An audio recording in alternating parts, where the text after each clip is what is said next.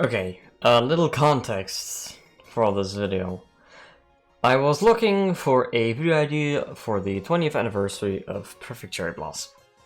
Normally I was gonna do a simple lore video, you know, quick in and out 20-minute adventure, but then I looked into the cherry blossom tree, and I found myself, I think, the biggest rabbit hole ever. The little biggest rabbit hole ever. Ladies and gentlemen, give it up for probably the most underrated Touhou villain ever. Once a poet turned into a yokai that lures people to their death with beauty, using dead people as a guardian, the Cherry Blossom. Okay, I get it. That might have been a bit confusing, and a lot of information in one sentence. But don't you worry, let me walk you through it all with this single video. I'm gonna try my best. I'm not a Touhou expert by any means, but I hope I can contextualize and conceptualize the video a little bit better for you. But first, a little quick story. So sit tight, relax, and enjoy. A long time ago, there lived a divinely talented poet named Touhou, who traveled all around Gensokyo. Born in Kyoto, in a noble family, he lived during the traumatic transition of power between the old court nobles and the new samurai warriors in Japan. As a youth, he worked as a guard to a retired emperor, Toba. But in 1140, at the age of 22, for reasons now unknown, he quit worldly life to become a monk, taking the religious name Enti. He often sung of his love of cherry blossoms and his desire to die beneath the flowers. And when he became aware that his last days grew near, he chose to begin his eternal rest under the most beautiful cherry tree he could find. After the poet's death, however, the word of the beauty of the cherry tree began to spread all across the land. The cherry tree has grown ever more beautiful since then. Ain't that wonderful? What a beautiful story, isn't it? Wonderful beginning, wonderful ending. It's perfect. Oh, what's that? Oh, there's more? Oh, alright, the whole villain thing, right. Touhou 7. Completely forgot. So, I know you might be wondering, how can a poet that wanted to be buried under a simple cherry tree be considered a villain? Well, I'm not saying that the poet is a villain, but the tree is. Why is a tree even a villain, you may ask? Well, since people heard of this beautiful story, more and more people wanted to be buried under the same cherry tree. But it's said that only the richest, and by count the most evil, got those opportunities. So after a while, the cherry tree got corrupted by evil blood and greedy blood. Because of that, it got turned into a yokai cherry tree with the ability to lure people to their death on its own, so it could bloom once again.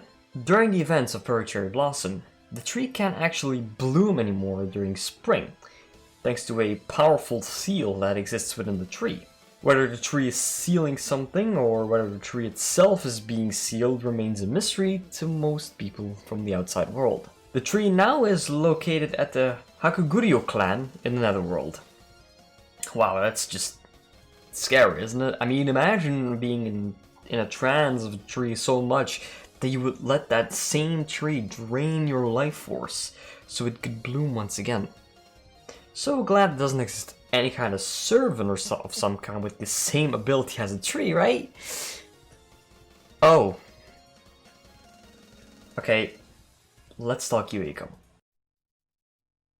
Who can forget Yuiko? You know, good old Yuiko, cheerful, friendly, has a giant appetite.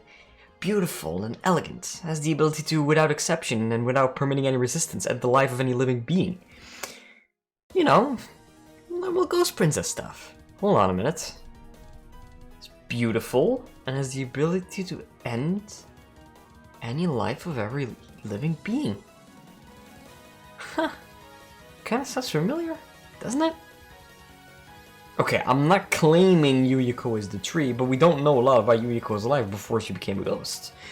We do know that she had the whole killing people ability before she died. That's why she committed suicide, but really don't know how she got that ability or even why she got that ability.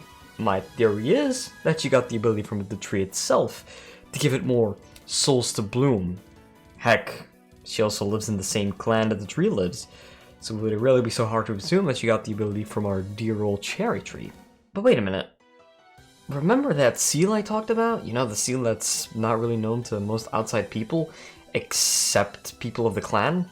After Yuriko passed away due to her suicide, if you want to know why she committed suicide, I recommend you watch my iceberg video. I put a little entry into that. She was buried under the tree by the clan, and because her soul is apparently powerful, the tree sealed it away inside it.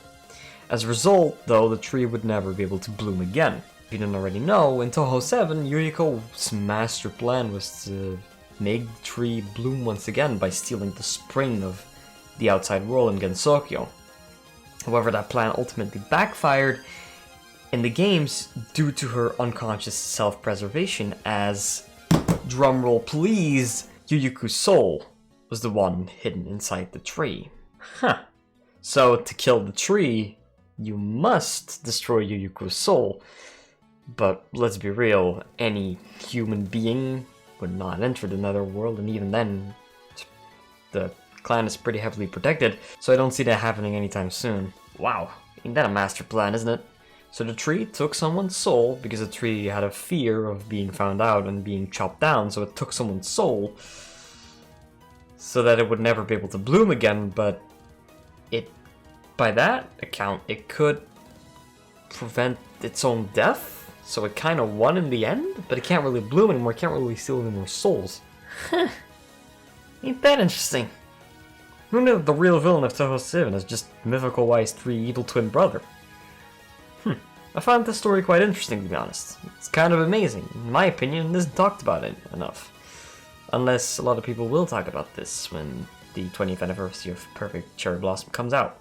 And I'm gonna look like an idiot if that's the case. But yeah, that's my video for the 20th anniversary of Perfect Cherry Blossom.